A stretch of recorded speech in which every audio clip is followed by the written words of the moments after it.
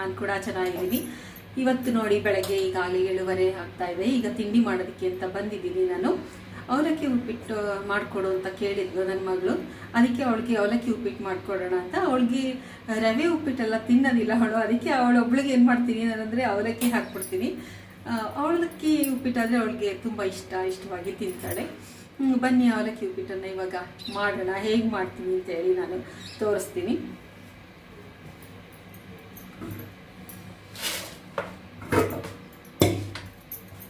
ನೋಡಿ ಅವಲಕ್ಕಿನ ಹಾಕೊಳ್ತಾ ಇದ್ದೀನಿ.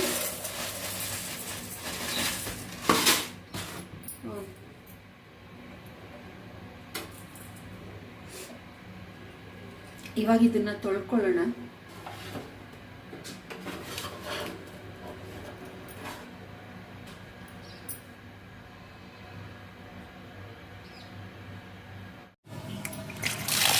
ಇಲ್ಲಿ ನಾನು ಅವಲಕ್ಕಿನ ತೊಳ್ಕೊಳ್ತಾ ಇದ್ದೀನಿ. ಅವಲಕ್ಕಿಗೆಲ್ಲ ಚೆನ್ನಾಗಿ ತೊಳ್ಕೊಳ್ಳೋಣ. ಈ ನೆಲ್ಲಿನಲ್ಲಿ ಇರೋವಂಥ ನೀರಿನಲ್ಲೇ ಒಂದು 2 ಸಲ ತೊಳ್ಕೊಳ್ತೀನಿ.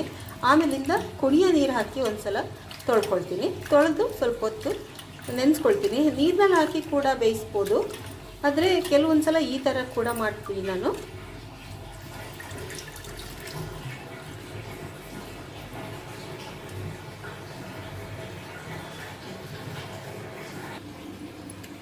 ನೋಡಿ ಇವಾಗ ಇದೆಲ್ಲ ಚೆನ್ನಾಗಿ ತೊಳ್ಕೊಂಡಿದ್ದೀನಿ. ಸ್ವಲ್ಪ ನೀರಿದೆ, ಇದನ್ನು ಹಾಗೆ ಒಂದು ಸ್ವಲ್ಪ ಹೊತ್ತು ಬಿಡೋಣ. ಆಮೇಲಿಂದ ಒಗ್ಗರಣೆ ಹಾಕ್ಕೊಳ್ಳೋಣ. ಈಗ ನೋಡಿ ಹಸಿಮೆಣಸಿನ್ಕಾಯಿ ಮತ್ತು ಕೊತ್ತಂಬರಿ ಸೊಪ್ಪು, ಟೊಮೆಟೊ ಎಲ್ಲನೂ ಹೆಚ್ಚಿಟ್ಕೊಂಡಿದ್ದೀನಿ ನಾನು ಆಗಲೇ. ಇವಾಗ ಒಗ್ಗರಣೆ ಹಾಕ್ಕೊಳ್ಳೋಣ. ಈಗ ಸ್ವಲ್ಪ ಕಾಯಿ ತುರ್ಕೊಂಬಿಡೋಣ. ನೋಡಿ ಕಾಯಿ ತುರ್ಕೊಳ್ತಾ ಇದ್ದೀನಿ.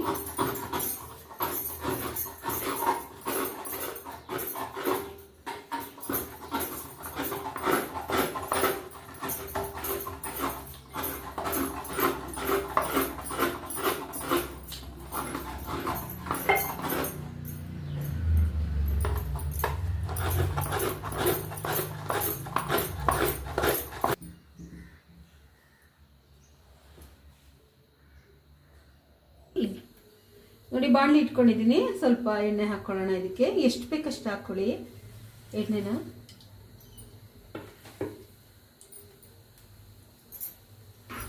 ಎಣ್ಣೆ ಕಾದಿದೆ. ಈಗ ಸ್ವಲ್ಪ ಜೀರಿಗೆ ಹಾಕ್ಕೊಳ್ತಾ ಇದ್ದೀನಿ. ಒಂದು ಸ್ವಲ್ಪ ಸಾಸಿವೆ ಹಾಕ್ಕೊಳ್ತಾ ಇದ್ದೀನಿ. ಸ್ವಲ್ಪ ಉದ್ದಿನಬೇಳೆ ಹಾಕ್ಕೊಳ್ತೀನಿ. ಕಡಲೆಬೇಳೆ ಎಲ್ಲ ಏನು ಹಾಕ್ತಾ ಇಲ್ಲ. ನೋಡಿ ಇದು ಸೋಂಪು ಹಾಕ್ತಾ ಇದ್ದೀನಿ. ಸೋಂಪು ಎಲ್ಲ ಒಗ್ಗರಣೆಗೂ ನಾನು ಹಾಕ್ಕೊಳ್ತೀನಿ, ಯಾಕಂದರೆ ತುಂಬ ಒಳ್ಳೆಯದು ಅಂತೇಳಿ. ನೋಡಿ ಈರುಳ್ಳಿ ಇಲ್ಲದೇ ನಾನು ಉಪ್ಪಿಟ್ಟನ್ನು ಮಾಡ್ತಾ ಇದ್ದೀನಿ. ಹಸಿಮೆಣಸಿನಕಾಯಿ ಹಾಕ್ಕೊಳ್ತಾ ಇದ್ದೀನಿ. ಈಗ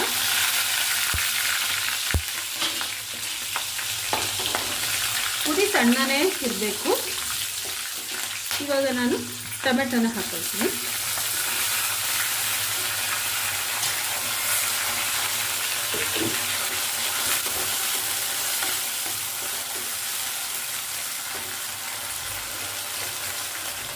ಉಪ್ಪು ನೋಡಿ ಇವಾಗಲೇ ಹಾಕ್ಕೊಂಡ್ಬಿಡ್ತೀನಿ. ಪುಡಿ ಉಪ್ಪೆ ಹಾಕ್ಕೊಳ್ತಾ ಇದ್ದೀನಿ. ಇದಕ್ಕೆ ಕಲ್ಲು ಉಪ್ಪು ಹಾಕಿದ್ರೆ ಆಗೋದಿಲ್ಲ ಅಂತ ಹೇಳಿ.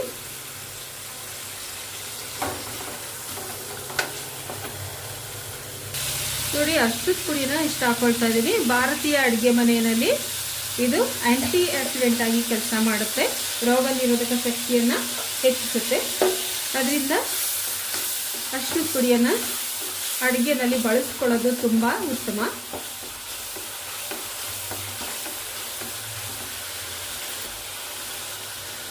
ತೆಂಗಿನಕಾಯಿನ ಕೂಡ ನಾನು ಇವಾಗಲೇ ಹಾಕ್ಬಿಡ್ತೀನಿ. ಹಸಿದನ್ನ ಹಾಗೆ ಮೇಲ್ಗಡೆ ಹಾಕಲ್ಲ, ಯಾಕಂದರೆ ಹಸಿಕಾಯಿ ಆಗಿರೋದ್ರಿಂದ ಸ್ವಲ್ಪ ಬೆಂದ್ಕೊಂಡ್ರೆ ಒಳ್ಳೆಯದು ಮಕ್ಕಳಿಗೆಲ್ಲ.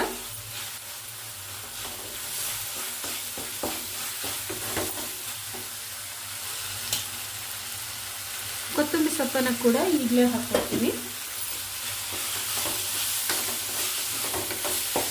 ನೋಡಿ ಈರುಳ್ಳಿ ಇಲ್ಲದೆ ಕೂಡ ಉಪ್ಪಿಟ್ಟನ್ನು ಮಾಡ್ಕೊಳ್ಬೋದು.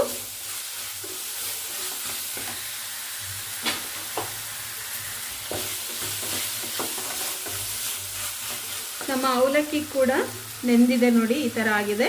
ನೀವು ಬೇಕಾದರೆ ನೀರೊಳಗಡೆ ಹಾಕಿ ಕೂಡ ಮಾಡ್ಬೋದು, ಆ ಥರ ಕೂಡ ಮಾಡ್ತೀನಿ ನಾನು. ನೋಡಿ ಇವಾಗ ಇದನ್ನು ಹಾಕ್ಕೊಳ್ಳೋಣ.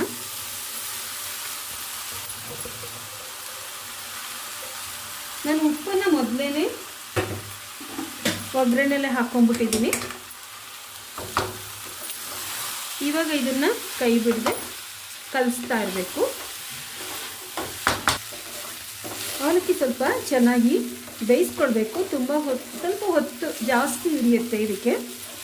ನಾವು ನೀರಿಗೆ ಹಾಕ್ಬಿಟ್ರೆ ಆ ರೀತಿ ಆಗಲ್ಲ. ನೀರು ಕುದೀತಾ ಇರುತ್ತೆ, ಅವಲಕ್ಕಿ ಕ್ಲೀನ್ ಮಾಡಿಕೊಂಡು ಹಾಕಿಬಿಟ್ಟು ಮಾಡ್ತೀವಿ. ನೋಡಿ, ಈರುಳ್ಳಿ ಇಲ್ಲದೆ ಕೂಡ ಮಾಡ್ಕೊಳ್ಬೋದು ಅಂತ ಎಷ್ಟು ಜನ ಈ ರೀತಿ ಮಾಡ್ತೀರಾ ಕಮೆಂಟ್ ಮಾಡಿ. ನಾನು ಈರುಳ್ಳಿನ ಹಾಕದೆ ಕೂಡ ಮಾಡ್ತೀನಿ, ಹಾಕಿನೂ ಮಾಡ್ತೀನಿ.